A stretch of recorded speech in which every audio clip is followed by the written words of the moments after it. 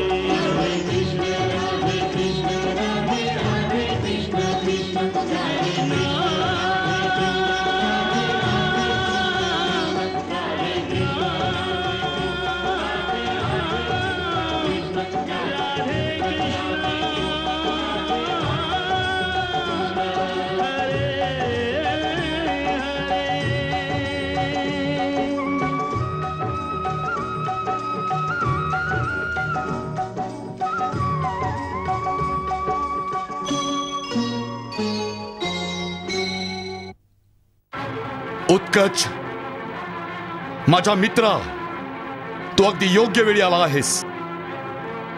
मी खरोखरच निराश होऊ लागलो होतो। मला केवळ इतकाच खेद आहे मित्रा की याआधी तू मला नाही बोलवलंस। मी तुझ्या समस्या जाणून आहे आणि वचन देतो की तुझा शत्रू उद्याचा सूर्य पाहणार नाही। हो,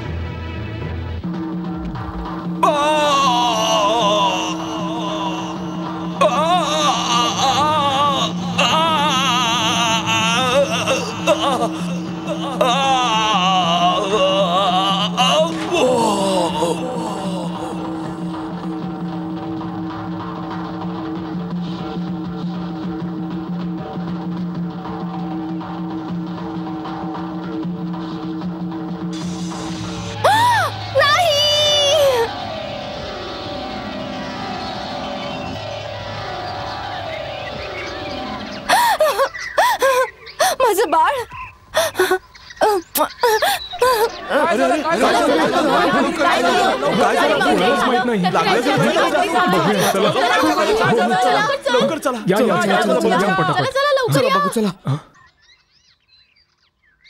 यशोदा, हे सगळं काय आहे? काय झालं? काय झालं यशोदा? हा छकडा कसा उलटा झाला? माहित नाही, मी तर बाळाला झोके देत होते. अचानकच सर्रास भयानक आवाज आला आणि हा छकडा आकाशाच्या दिशेने उडाला आणि मग खाली पडून तुटला. परंतु याला वर उडवलं कुणी? बाळानी. बाळाने? तुझं डोकं तर ठिकाणावर आहे. मी खरं बोलतेय. मी असंच पाहिलं की बाळानी पायाचा अंगठा लावला आणि हा छकडा उंच उडला. परंतु बालक त्याच्या अंगठ्याने इतका मोठा छकडा कसा काय उलटवू शकतो? तुझी बुद्धी तर भ्रष्ट झाली नाही ना? नंदबाबा, पुत्राच्या हाताने दान दक्षिणा द्या. एक खूप मोठं संकट येऊ घातलं होतं, ते त्या प्रभूच्या कृपेने टळलं. नक्कीच. याला कुणाचे तरी दृष्ट लागले आहे. तू बरोबर बोलतो आहेस. या 2 महिन्यात किती वेळा याचे प्राण वाचलेत. आपण उद्याच गुरुदेव शांडिल्यांकडे जाऊया आणि त्यांना विचारूया की याच्या जन्मकुंडलीमध्ये असा कोणता ग्रह आहे ज्याच्यामुळे वारंवार याच्या प्राणांवर संकट येत असतं.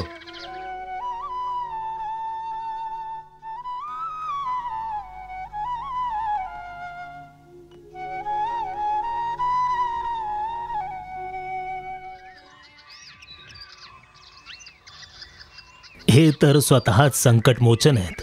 यांच्या प्राणांना संकटात टाकण्याची शक्ती कोणत्याही ग्रहात नाहीये. मग का वारंवार अशी संकट येत राहतात माझ्या बाळावर?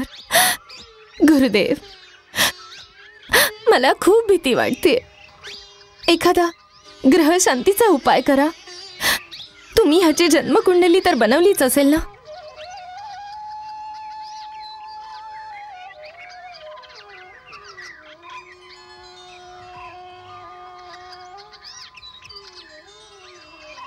देवी यशोदा, जो जन्म घेतो त्याची जन्मकुंडली बनवता येऊ शकते, परंतु हा तर अवतरला आहे. हे ते आहे ज्यांच्या जन्मकुंडलीचं ज्ञान विधात्याला देखील नाही. माते, तू यांच्या तेजाला, यांच्या शक्तीला नाही ओळखत. हे ते आहेत जे आपल्या सर्वांच्या आत्म्यात प्रकाशमान आहेत, जे सृष्टीच्या कणाकणात सामावलेले आहेत. गुरुदेव, अशा गोष्टी मी याआधी खूप ऐकल्यात की स्वतः भगवंत आपल्या सर्वांच्या आत्म्यात प्रकाशमान असतात. प्रत्येक मनुष्य भगवंताचं रूप असतो. मी सुद्धा भगवंत आहे, तुम्ही देखील भगवंत आहात आणि माझा मुलगा सुद्धा भगवंत आहे. परंतु अशा आध्यात्मिक गोष्टी फक्त संत महात्म्यांना समजू शकतात. परंतु एका मातेच्या मनाची चिंता या गोष्टींनी दूर होऊ शकत नाही. तुम्ही आमचे कुलगुरू आहात. आम्हाला केवळ तुमचाच आधार आहे. तुम्हीच आमचं रक्षण करू शकता. माझा विश्वास आहे की कुणा भूता प्रेताची बाधा आमच्या घराला झाली आहे, ज्यामुळे ही सगळी संकट येत आहेत. एक दुःखी आईची प्रार्थना स्वीकार करा आणि माझ्या बाळाच्या सुरक्षिततेसाठी एखादी पूजा अवश्य करा.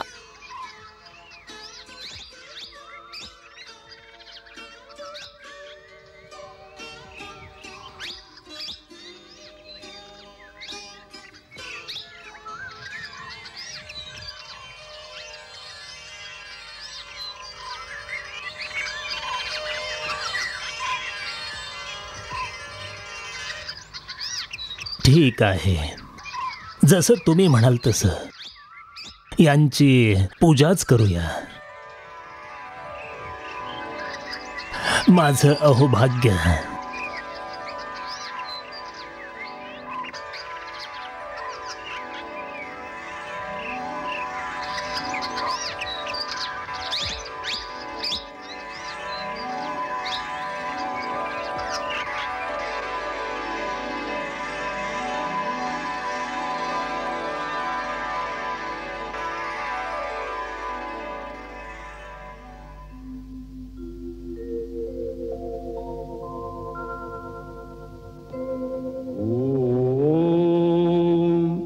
सहस्रशीर्षा पुरुषा सहस्राक्षा सहस्रपात् स भूमिग्वं विश्वतो वृत्वा अत्यतिष्ठद्दशाङ्गुलम् पुरुषे वेदं सर्वं यदभूतं यच्च भाव्यम् उतामृतत्वस्येषानो यदन्नेनातिरोहति एतावानस्य महिमातो जायांश्च पूरुषाः पादोस्य विश्वभूतानि त्रिपादस्य अमृतं दिवि त्रिपादूर्ध उदेत् पुरुषाः पादोस्येहा भवत् पुनः तस्माद् विराड जायत विराजो अधिपुरुषः.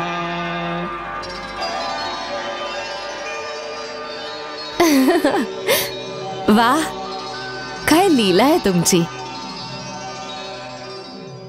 शांडिल्य मुनींकडून पुरुष सूक्ताच्या मंत्राद्वारे स्वतःचीच स्तुती करून घेत आहात. राधे, हे सूक्त आम्हाला अतिशय प्रिय आहे. हे स्वतः ब्रह्माजींनी रचलं होतं. विराजो अधिपुरुषः. नाथ, असं म्हणतात ज्याचा भाग्य उदय होतो त्यालाच तुमच्याद्वारे मृत्यूची प्राप्ती होते. कारण तुमच्या हातून मरणाऱ्याला तर परमगती प्राप्त होतेच होते. त्या क्रूर दैत्य उत्कचाने असं कोणतं पुण्यकर्म केलं होतं ज्या कारणाने त्याला तुमच्या हाते मृत्यू प्राप्त झाला? त्याने कोणतंही पुण्यकर्म केलं नव्हतं. तर मग? मी तर माझे परमभक्त महर्षी लोमेश यांचं वचन सत्य करण्यासाठीच त्याचा उद्धार केला होता. ते कसं? चाक्षुष मन्वंतरात ज्या दैत्यराज हिरण्याक्षाचा उद्धार करण्याकरता आणि पृथ्वीला समुद्रातून बाहेर काढण्यासाठी मी जो वराहावतार धारण केला होता, हा उत्कच त्याच हिरण्याक्षाचा अतिशय लाडका मुलगा होता.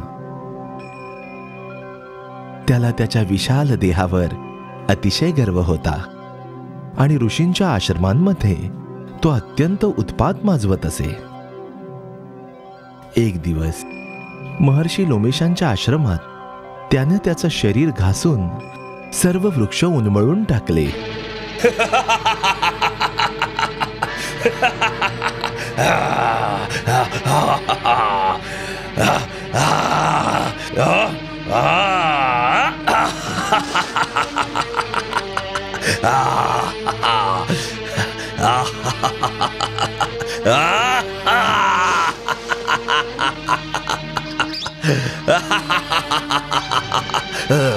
ऋषींना त्या निरपराध वृक्षांच्या संहाराचा अतिशय राग आला आणि त्यांनी त्याला शाप दिला.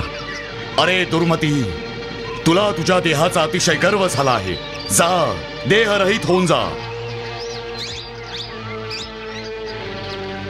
विदेह भव दुर्मती.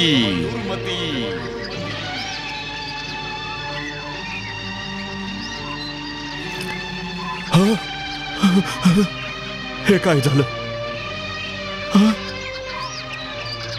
नाही, क्षमा करा महर्षी. मला क्षमा करा महर्षी. मला क्षमा करा महर्षी. माझ्याकडून अपराध झाला. दैत्य स्वभावामुळे माझ्याकडून चूक झाली महर्षी. परंतु ऋषीमुनींचा स्वभाव तर क्षमाशील असतो. माझा उद्धार करा. क्षमा करा महर्षी. क्षमा करा महर्षी. मला क्षमा करा. माझा उद्धार करा.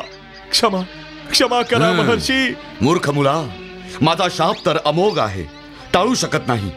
परंतु तू उद्धाराची प्रार्थना केली आहेस तर तुझा उद्धार अवश्य होईल. आता तू या अदृश्य शरीरासह वैवस्वत मन्वंतराच्या 28व्या द्वापार युगापर्यंत भटकत राहशील. त्यावेळी स्वतः भगवान श्रीकृष्णांच्या चरण स्पर्शाने तुझा संपूर्ण उद्धार होऊन जाईल. राधे, आम्हाला स्वतःची आठवण राहो न राहो, परंतु एका भक्ताचं वचन आम्ही कधीही खोटं ठरू देत नाही. त्यामुळे एका भक्ताने दिलेलं वचन आम्हाला पूर्ण करायचंच होतं. प्रभू, तुमची लीला तुम्हीच जाणता.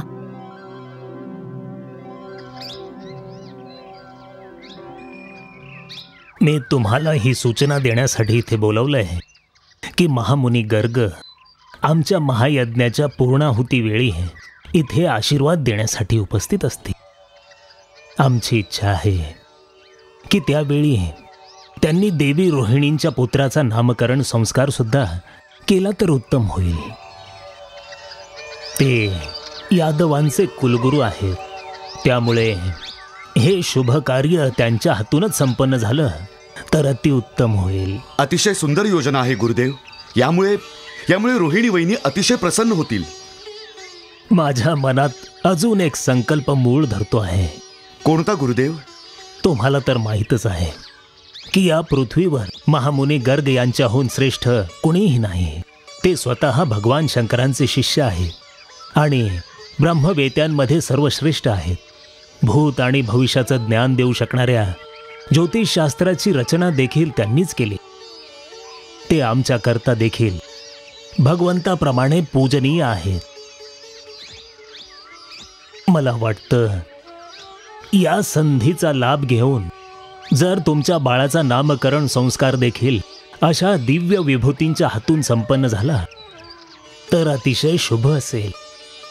गुरुदेव, आम्ही तुमच्या आज्ञेबाहेर नाही. त्यामुळे जो काही विचार तुम्ही आमच्यासाठी कराल त्यात आमचं कल्याण होणंच अपेक्षित असेल. जर तुमची हीच आज्ञा असेल तर त्यासाठी मी स्वतः त्यांना प्रार्थना करेन. अवश्य. आणि मला ठाऊक आहे की ते याचा स्वीकार नक्की करतील.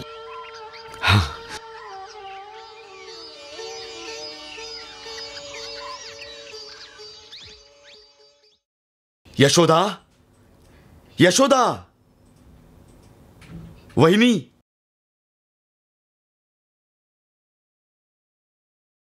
वहिनी, अतिशय सुखद समाचार आहे. काय झालंय तरी काय? अतिशय प्रसन्न दिसता आहात. तुम्ही तर गुरुदेवांना भेटायला गेला हो, होतात ना? आणि त्यांनीच तरी सूचना केली आहे की तुमचे कुलगुरू महामुनी गर्ग स्वतः गोकुळात येत आहेत. गुरुदेव म्हणाले आहेत की त्याच वेळी वहिनींच्या पुत्राचा नामकरण संस्कार देखील त्यांच्या हातूनच संपन्न करून घेऊ म्हणून. ही तर खरोखरच सुंदर सूचना आहे नंदरायजी. मी तर न जाणे केव्हापासून या शुभ क्षणाची वाट बघत होते. आणि यशोदा, गुरुदेवांनी अजून एक सुरेख योजना बनवली आहे. आपल्या बाळाचं नामकरण सुद्धा? हो. गुरुदेवांची इच्छा आहे की आपल्या बाळाचा नामकरण संस्कार देखील महामुनी गर्गांच्या हातूनच व्हावा.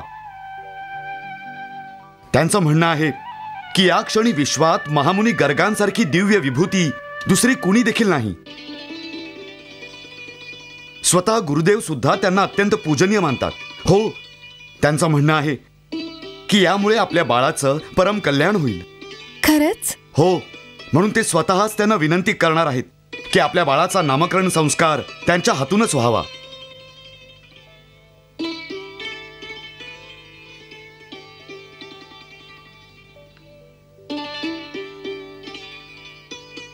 अरे बाळा, तू किती भाग्यवान आहेस रे.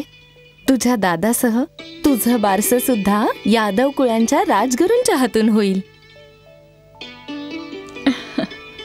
नंदराजी, या प्रसंगी उत्सव सुद्धा दणक्यात असेल ना? नाही वहिनी, उत्सवासाठी गुरुदेवांनी मनाई केली आहे. का?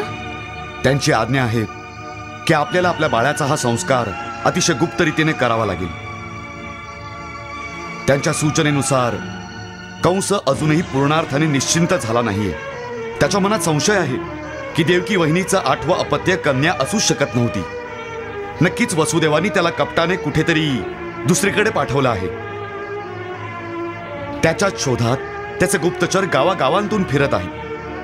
जर त्याला हे माहीत झालं की यादवांच्या कुलगुरूंद्वारा कुणा बालकाचं संस्कार कार्य केलं गेलंय, तर तो त्यालाच देवकी वहिनीचं 8वं अपत्य समजून बसेल, ज्यामुळे त्या बालकावर खूप मोठं संकट येऊ शकतं.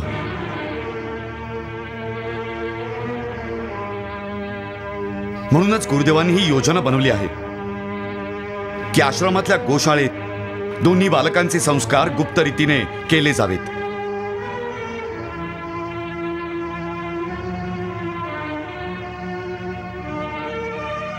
हे भगवान, हे प्रभू, तूच आम्हा सर्वांचं रक्षण करणारा आहेस.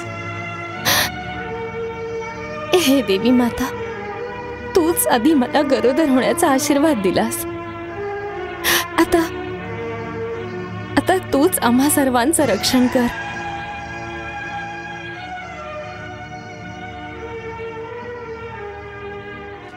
कुमार वसुदेव, तुम्हाला सांगितल्याप्रमाणे मी महर्षी शांडिल्यांना संदेश पाठवला आहे. त्यानुसार त्यांनी एका यज्ञाचा अनुष्ठान करून आम्हाला त्यात सहभागी होण्याकरिता निमंत्रित केलं आहे. अशा प्रकारे आमच्या गोकुळात जाण्याने कंसाला कुठल्याही प्रकारचा संशय येणार नाही आणि आम्ही तुमच्या इच्छेनुसार शास्त्र मर्यादेनुरूप तुमच्या बालकाचा नामकरण संस्कार संपन्न करू. गुरुदेव, ही सुद्धा तुमचीच परमकृपा आहे. गुरुदेव, माझ्या पुत्राला माझ्या वतीने सुद्धा दीर्घायू होण्याचा आशीर्वाद अवश्य द्यावा. देवी, मनुष्यासाठी दीर्घायू होणं पुरेसं नाही. त्याला तर असा आशीर्वाद द्या की त्याचा जन्म ज्या उद्देशासाठी झालाय त्यात तो सफल व्हावा.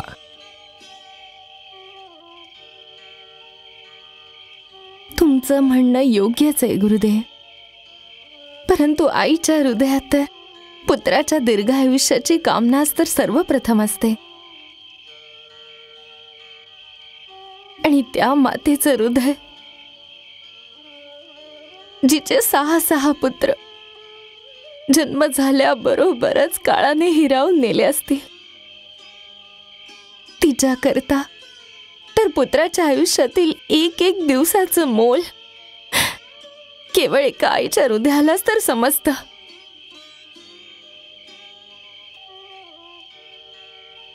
तुम्ही याला स्त्रीच्या अंतःकरणाची दुर्बलता म्हणू शकता, परंतु या दुर्बलतेच्या पाठी जी अपत्य सुखाची विवशता आहे, ती केवळ एक स्त्रीच जाणू शकते. पुरुष या भावनेची अर्थता नाही समजू शकत. ते याला दुर्बलताच म्हणतील, परंतु ही मोहाची वेदनाच तर त्या स्त्रीचं जीवन आहे.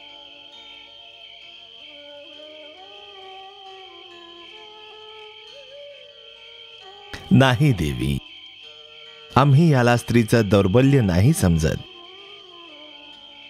ही जी मातेच्या हृदयात क्षणोक्षणी तिच्या अपत्याकरिता एक मंगल कामना उचंबळून येत असते, ती त्या पवित्र प्रेमाचं एक असं दिव्य रूप आहे जे पूर्णतः निष्कपट आहे, जे निस्वार्थी आहे, जे एखाद्या झऱ्यासारखं निरंतर वाहणारं आहे. निष्कपट प्रेमाचा असा दिव्य झरा सर्व सृष्टीत आईचं हृदय सोडून इतरत्र कुठेही सापडत नाही. आणि म्हणूनच आईचा आशीर्वाद प्राण्याकरिता सर्वात प्रभावी कवच असतं. आईचं हे निर्व्याज प्रेम प्राण्याची सगळ्यात मोठी शक्ती आहे. त्यामुळे जो दुर्दैवी त्याच्या आईचा तिरस्कार करतो तो जगात कधीही विजयी होऊ शकत नाही. म्हणून हे देवी, माझ्या बोलण्याचा चुकीचा अर्थ घेऊ नये. मी तुमचा हा आशीर्वाद तुमच्या बाळापर्यंत अवश्य पोहोचवेन. मातेचा अजून काय आदेश आहे?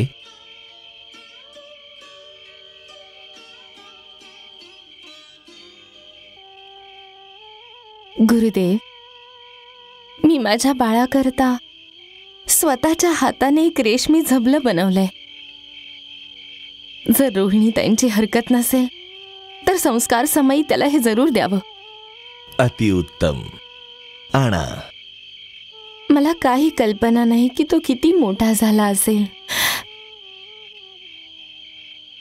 तुम्हास दिव्य दृष्टी लाभली आहे.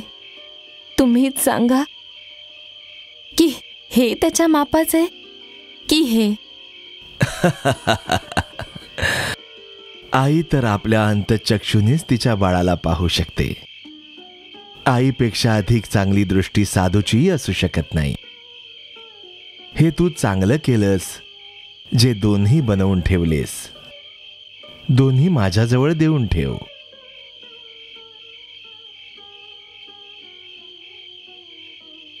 मी नेसवीन त्याला हे.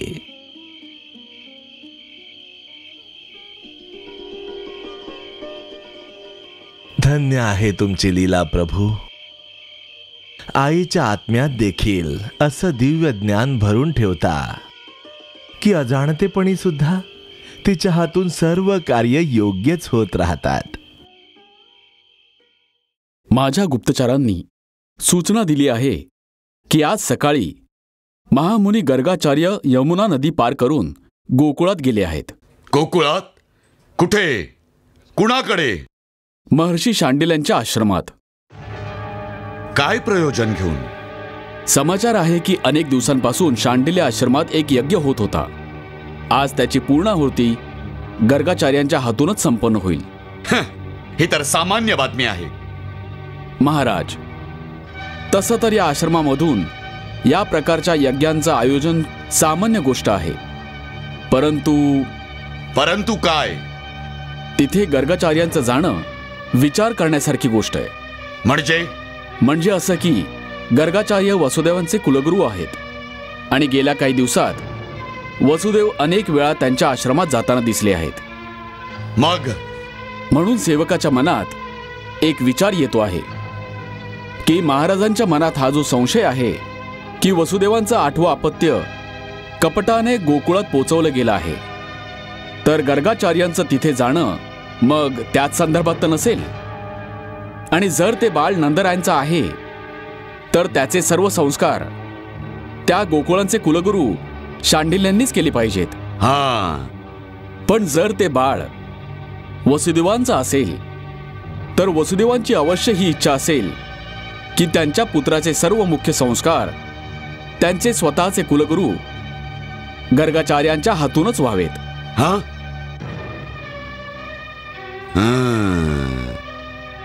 नक्की असंच असणार. महामंत्री, तुम्ही बरोबर बोललात. तुमच्या गुप्तहेरांना तिथे पाठवा, जे गोकुळात जाऊन गर्ग मुनींच्या हालचालींवर बारीक लक्ष ठेवतील. जशी आज्ञा महाराज.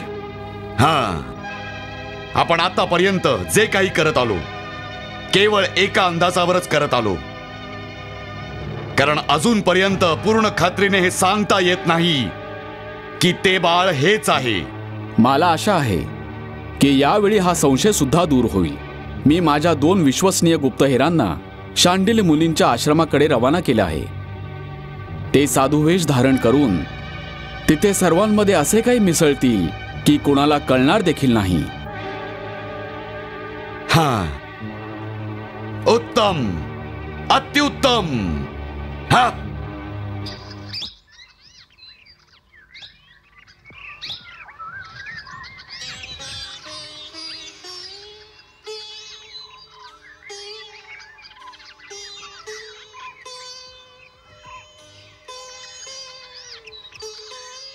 प्रभू, देवी रोहिणी आणि नंदराय दोन्ही बालकांना घेऊन आले आहेत.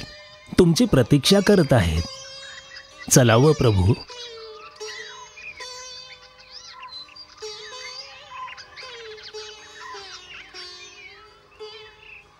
कसला विचार करत आहात भगवंत?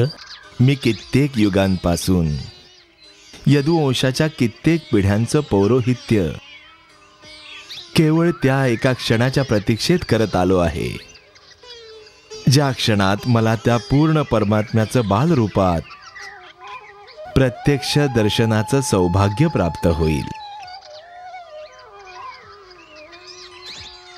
आज कितीतरी युगांनंतर तो क्षण आला आहे. परंतु नशिबाची चेष्टा तर पहा, त्या विराट रूपाचा प्रथम संस्कार जो माझ्या हातून होत आहे, तो मला किती संकोचाने पार पाडावा लागत आहे.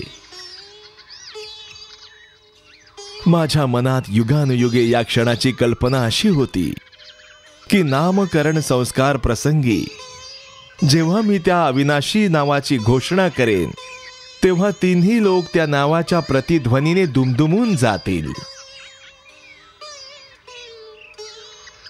आणि आज पहा, केवळ कर्तव्य आणि व्यावहारिक परिस्थितीमुळे मी कुठल्या तरी गुप्त स्थानी गुप्त रीतीने माझ्या प्रभूचं नामकरण अशा प्रकारे करू जात आहे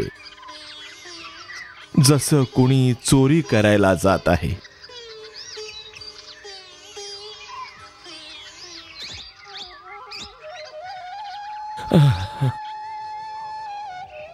असो, हीच तुझी जर इच्छा असेल तर तसंच होईल.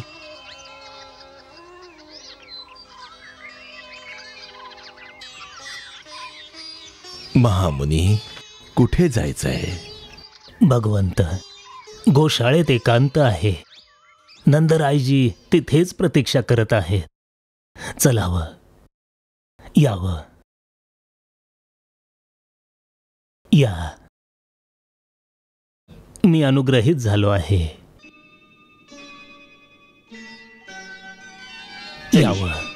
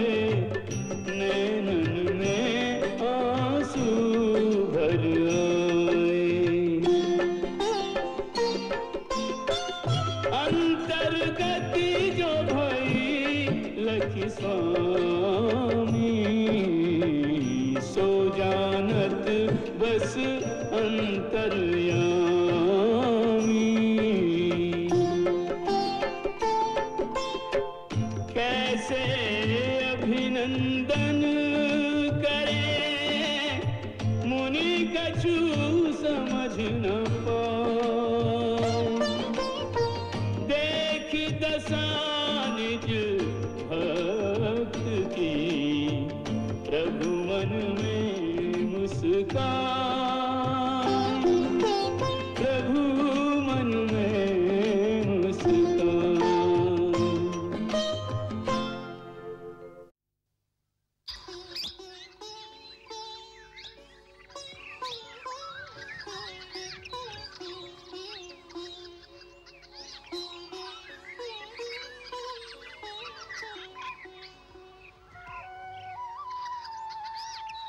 भगवंत,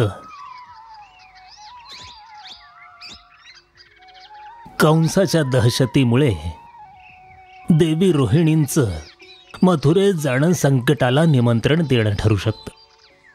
म्हणूनच त्या इतके दिवस त्यांच्या पुत्राला घेऊन तुमच्या दर्शनासाठी येऊ शकले नाहीत. आता तुमचे श्रीचरण गोकुळात आले आहेत, तर त्यांची अपेक्षा आहे की तुम्ही त्यांच्या बाळाचा नामकरण संस्कार करावा. अवश्य. यदुवंशाचा कुलगुरू या नात्याने हे माझं कर्तव्य आहे आणि अधिकार सुद्धा. येताना वसुदेवानी सुद्धा हीच इच्छा बोलून दाखवली होती. त्यामुळे आम्ही आमचं कर्तव्य अवश्य पार पाडू. कुमार वसुदेवांची सुद्धा हीच भावना होती की कंसाला याबाबत कळता कामा नये की त्यांचं एक मूल गोकुळात वाढत आहे. म्हणूनच महर्षी शांडिल यांनी गोपनीय रीतीने त्या गुप्त स्थानावर याचं आयोजन केलं आहे. महामुनी, माझी देखील एक प्रार्थना आहे. बोला. तुमच्यासारख्या दिव्य विभूतींचं गोकुळात आगमन आम्हा समस्त गोकुळवासियांसाठी जणू एक आशीर्वाद आहे. त्यामुळे या आशीर्वादाचं फळ आम्हाला मिळालंच पाहिजे. त्यामुळे जर तुमच्या हातून आमच्या बाळाचा देखील नामकरण संस्कार पार पडला तर आम्ही कृतार्थ होऊ. परंतु नंदरायजी, हा अधिकार तर तुमचे कुलगुरू महर्षी शांडिल्यांचा आहे. त्यामुळे भगवंत, नंदरायांची प्रार्थना हीच आमची सुद्धा प्रार्थना समजावी. मीच गोकुळपतींना हे सुचवलं होतं की जर हे शुभकार्य तुमच्या करम कमळांनी संपन्न झालं तर ते अतिशय योग्य आणि मंगलकारक असेल. त्यामुळे माझी देखील हीच प्रार्थना आहे. तुम्ही अतिशय उदार आहात महामुनी. मी असतो तर अशी शुभ संधी कधीही सोडली नसती. तरी सुद्धा हे व्रजेंद्र, एका गोष्टीचा विचार अवश्य करावा की संपूर्ण विश्व जाणून आहे की मी या यदुकुळाचा आचार्य आहे. त्यामुळे जर मी तुमच्या बाळाचा संस्कार केला तर ही सूचना कळताच कंसाची ही सुद्धा धारणा होऊ शकते की कदाचित हाच वसुदेवाचा 8वा पुत्र आहे आणि मग मोठं संकट कोसळू शकतं.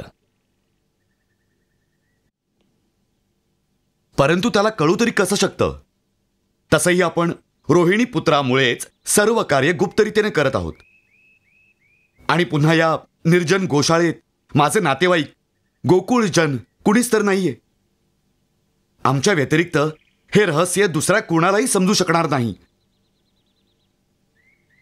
त्यामुळे आपण कृपा करून केवळ स्वस्तिवाचन करूनच या दोन्ही बालकांवर द्विजाती संस्कार केलेत तर मोठी कृपा होईल.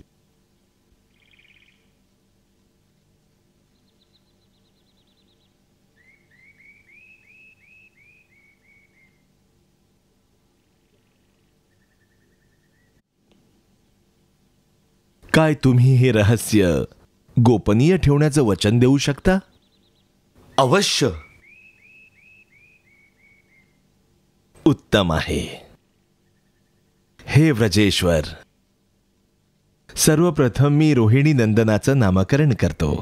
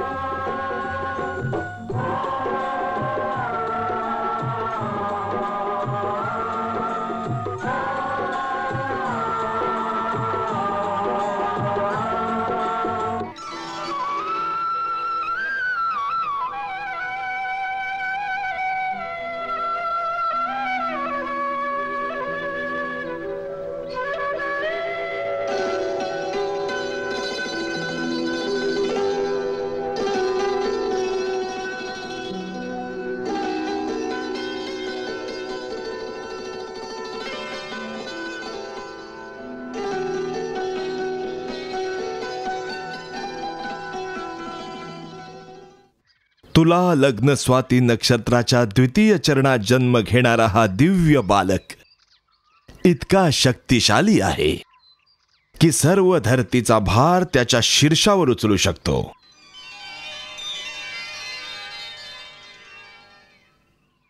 याचे अनंत गुण आहेत, ज्यामुळे हा सर्व मित्र आणि नातेवाईकांना अत्यंत आनंद देईल.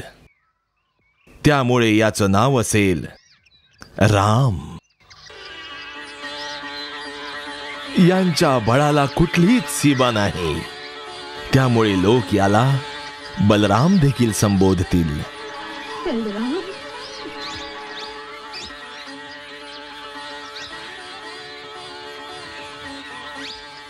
संकर्षणाद्वारे रोहिणींच्या गर्भात आगमन झालं आहे, त्यामुळे त्याचं एक नाव संकर्षण सुद्धा असेल.